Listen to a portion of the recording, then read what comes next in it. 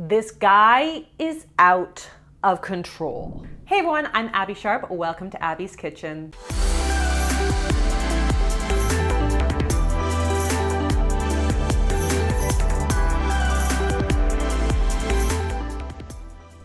In today's video, we'll be taking a look at Paul Saladino, aka Carnivore MD.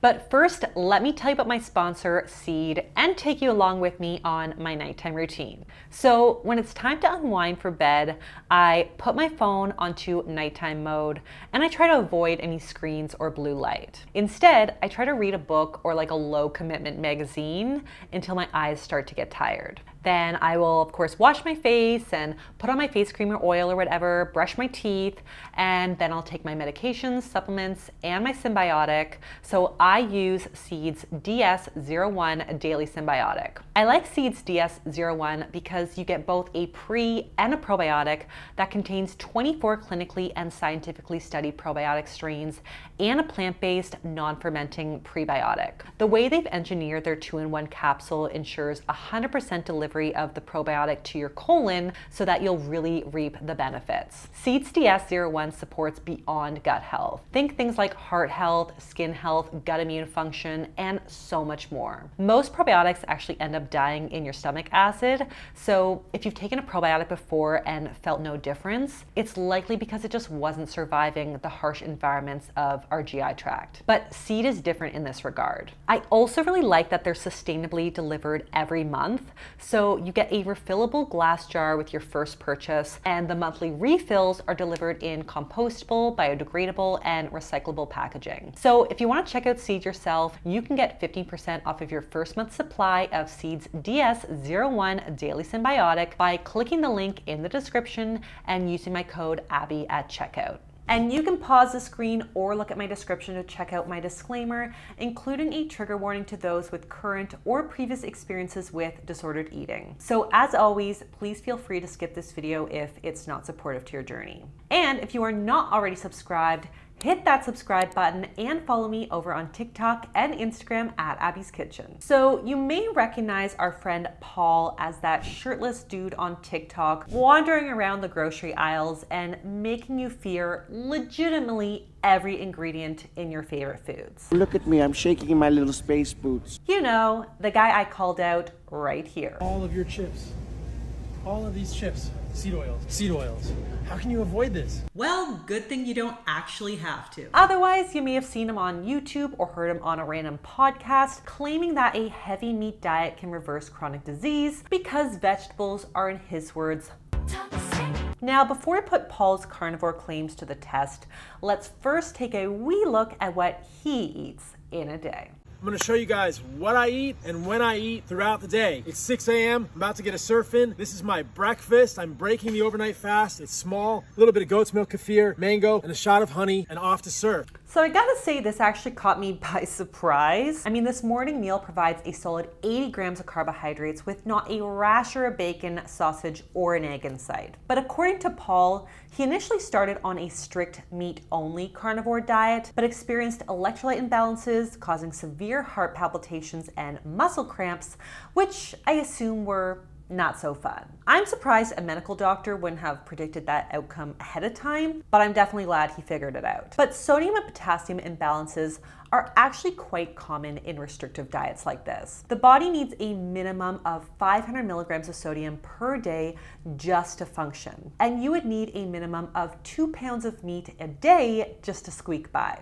And this is the bare minimum we're talking, so most would need a lot more to actually feel good and thrive. So it absolutely makes sense that he would feel better starting his day with some solid, easy fuel. He also claims that reintroducing carbs has helped to improve his sleep, mood, and exercise performance. Again, that makes total sense since carbs help to boost tryptophan and serotonin in the brain, which are involved in sleep and mood. He also seems like a pretty active guy, and most research suggests that we ideally want to aim for 1 to 4 grams of carbs per kilogram of body weight as a pre-workout, with more intense activity needing the upper end of that range. So this 80-gram pre-surf session breakfast is definitely on point. Back from surfing, awesome session this morning. This is my second breakfast of of the morning. I've got about a pound of skirt steak with butter. I put some honey on there, raw heart, raw liver, and desiccated testicle, whole package from Heart and Soil Supplements, a mango, part of a pineapple cut up, glyphosate-free honey, and goat's milk kefir. I'm gonna eat all of this for breakfast, for real, and then I'll show you guys dinner around 3:30 or 4 p.m. today. I mean, I'm not one to yuck someone's yum, but the combo of beef heart and mango is definitely a new one for me. But I am still kind of relieved to see it. Now, this meal alone provides almost 2,000 calories, which is a solid serving that maybe is necessitated by the fact that he also practices intermittent fasting and he has a shortened eating window. Now, given how much satiating fat and protein there is in meat, hitting your calorie needs in just a few meals is probably a pretty huge feat. And that rhyme, by the way. Like, I would assume that feels like you're in a hot dog eating competition every day. Legs on that stage and no Sonia earlier, but So I do think it's smart to supplement with some faster digesting carbs in there. It's also nice to see a bit more micronutrients, antioxidant diversity, probiotics, and a little fiber here, which is definitely a step up from a lot of the other carnivores that we've reviewed here. And because of these additions, Paul's actually getting a solid amount of potassium,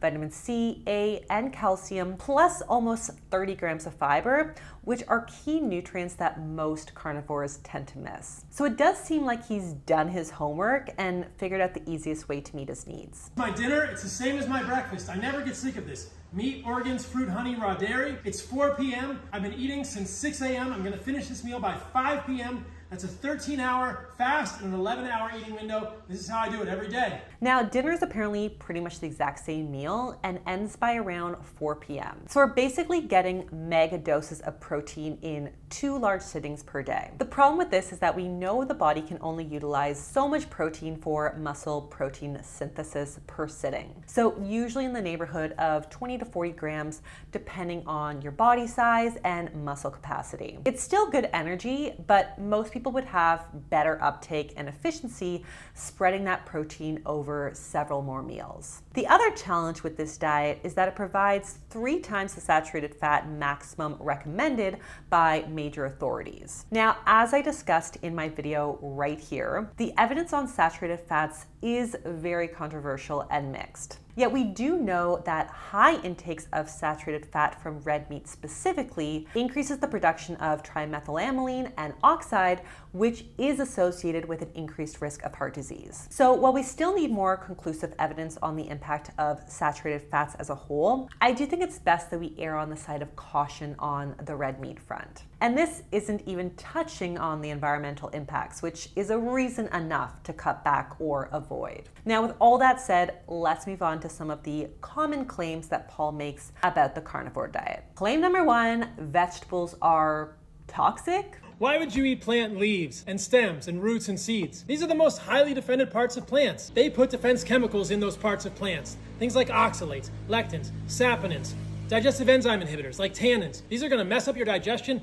and your hormones, generally make you feel horrible, and they're gonna make you fart a lot too. You guys know what I like? I like the least toxic plant foods, things like fruit, and the most nutritious foods on the planet.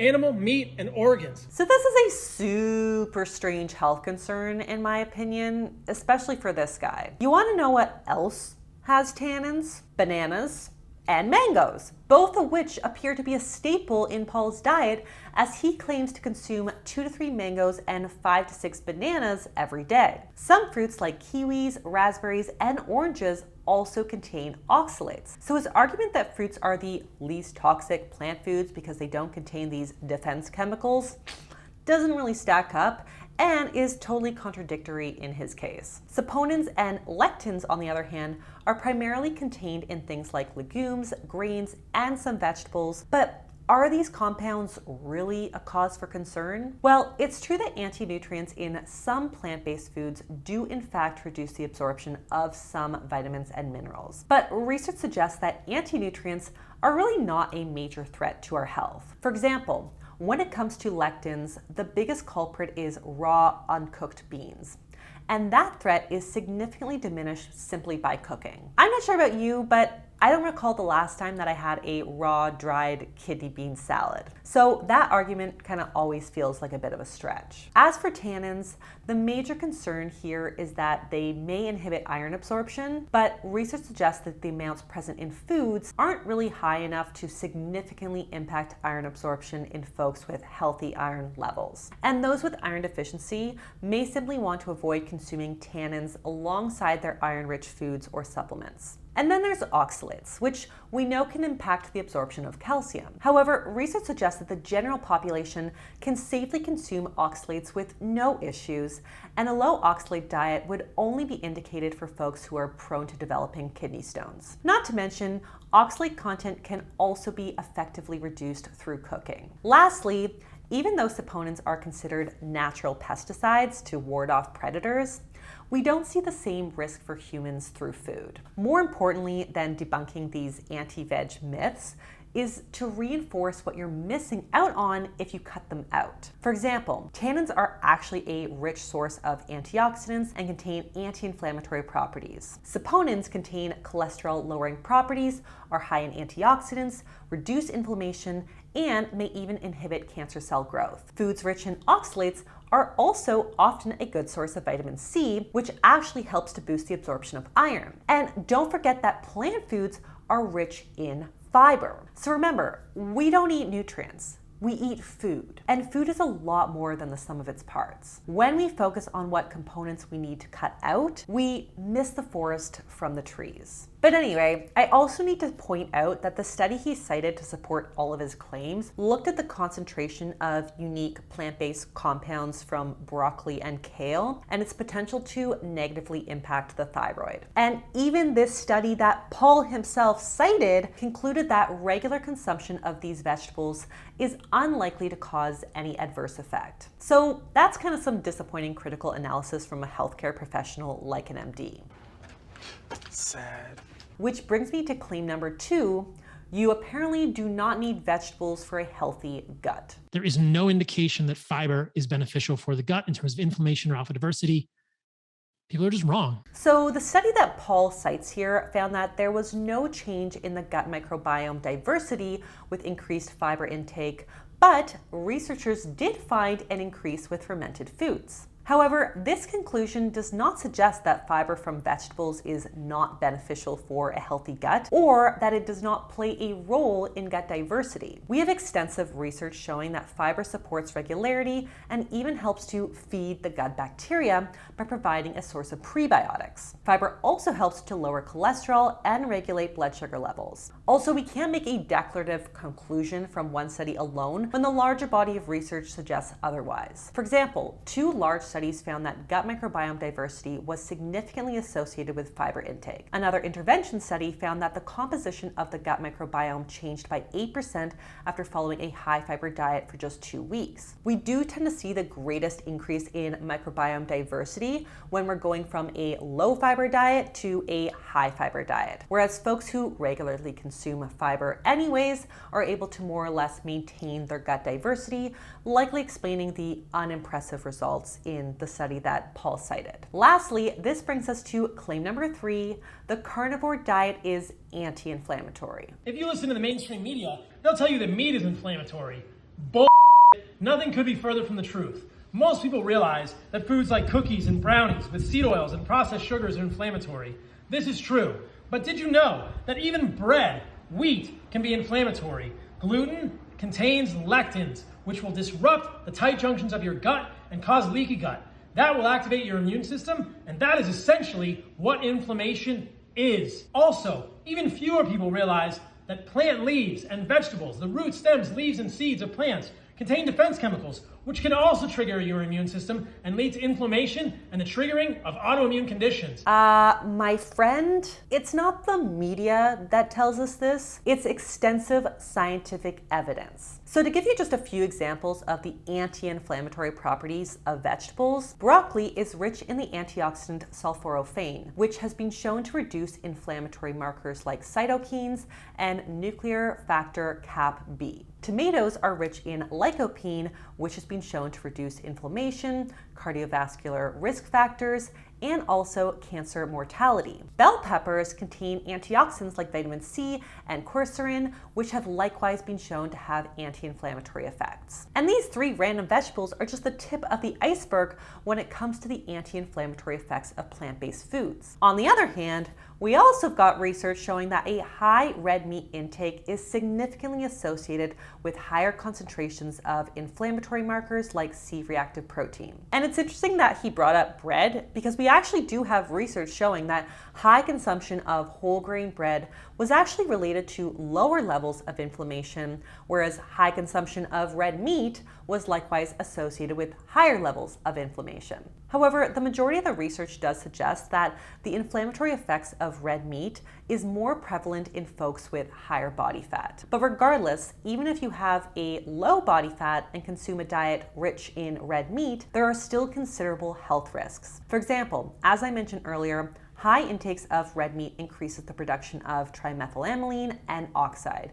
or TMAO, which is in the gut and is associated with a higher risk of cardiovascular disease. It's also associated with increased risks of colorectal, breast, and prostate cancer, and can strain our kidneys and increase calcium loss. Plus, high intakes of meat prepared via dry heat cooking methods like grilling and frying can increase the consumption of advanced glycation end products, also known as AGEs. And we also know that high intakes of AGEs can increase oxidative stress and inflammation in the body. On the other hand, plant-based foods like fruits, vegetables, legumes, and whole grains are actually the lowest sources of dietary AGEs. And research has even shown that a diet high in antioxidant-rich foods like fruits and vegetables helps to mitigate the effects of AGEs on the body. So technically, you can argue that Paul's diet isn't terribly pro-inflammatory, but that's only because he includes large quantities of fruit in his diet to kind of balance out the meat. So in conclusion,